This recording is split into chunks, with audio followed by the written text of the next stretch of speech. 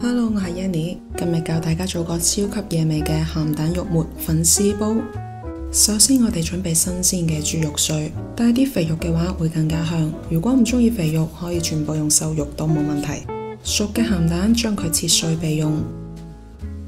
娃娃菜對半切開之後再對半切，一共4份。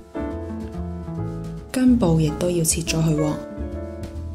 粉絲提前用溫水浸泡10到20分鐘，傾乾水備用。因為豬肉入邊帶有肥肉，所以呢一次我就唔放油啦，直接將佢倒入去鑊入邊，將佢炒熟。再加入蒜末翻炒幾下，炒出香味。最後加入生抽、老抽、料酒同埋糖調味，全部食材攪拌均勻就可以關火啦。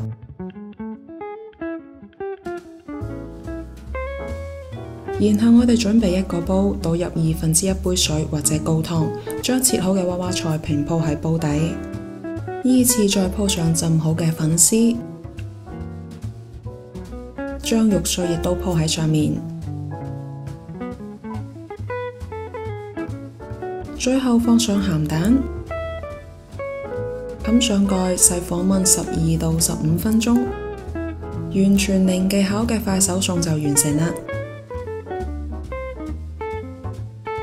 關火之後，用筷子攪散粉絲。